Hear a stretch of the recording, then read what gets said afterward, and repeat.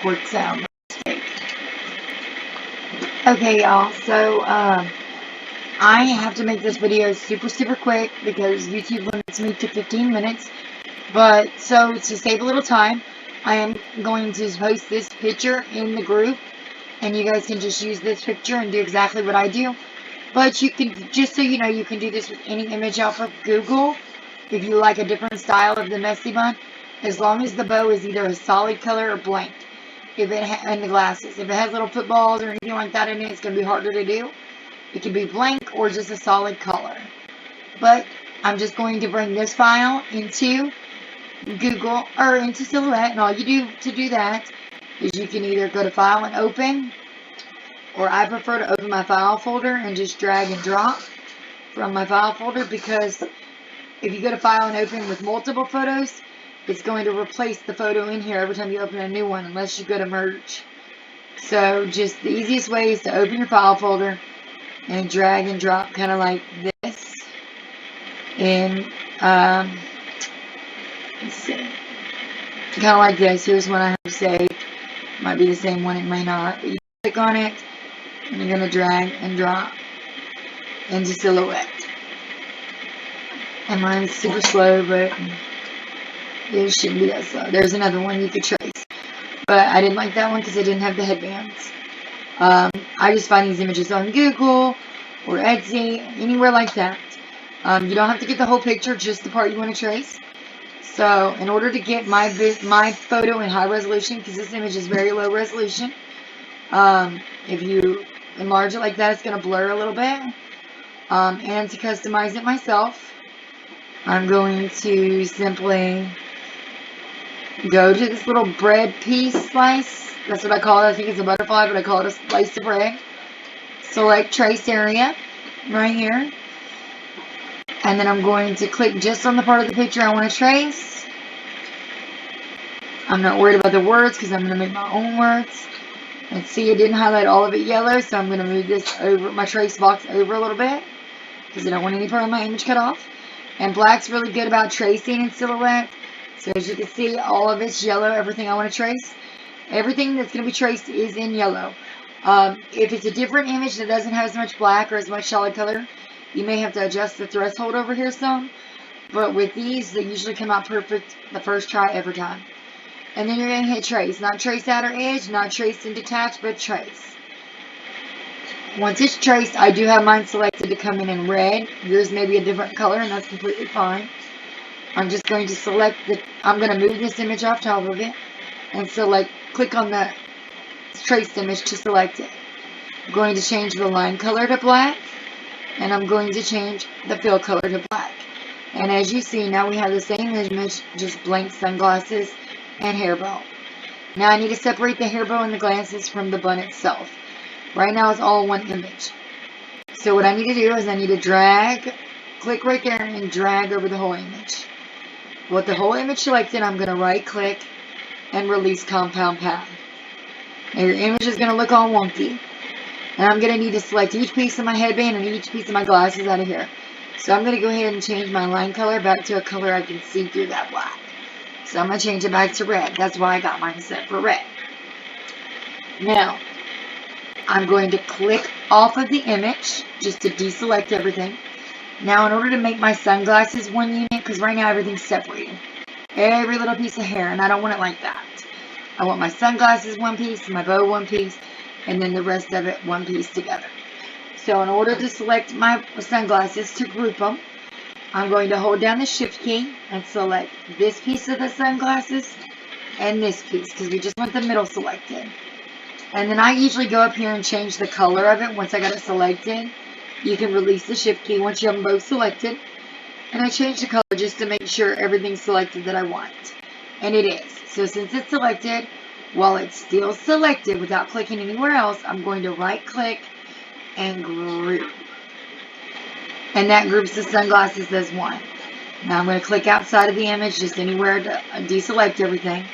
And I'm going to do the same thing with the hair bow. I'm going to hold down the shift key. While holding the shift key, I'm going to select each part of the bow.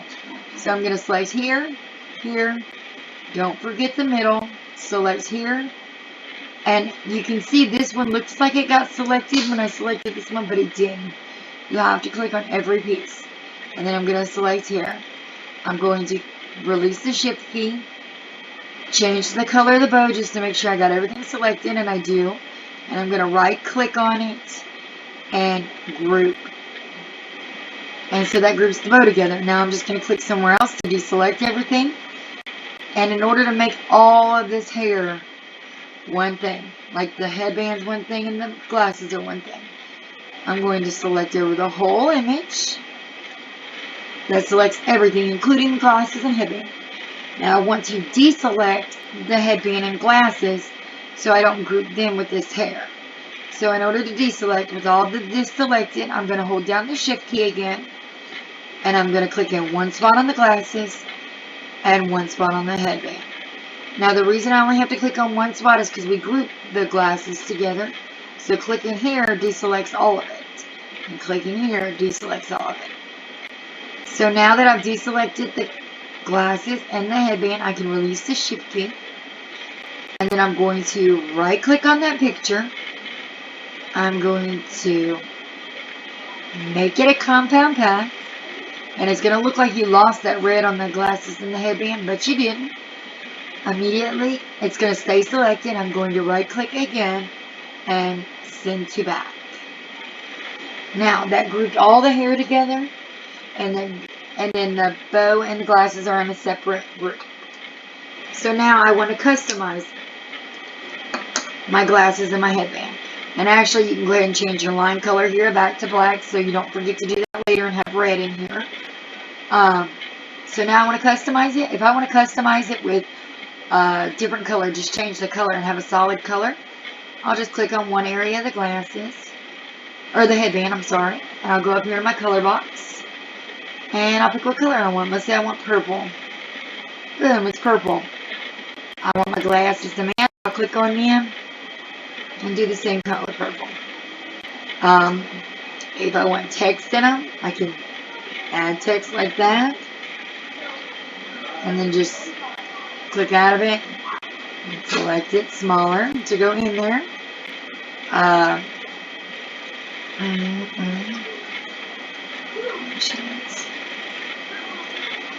Alright, and now let's say I want to pattern it.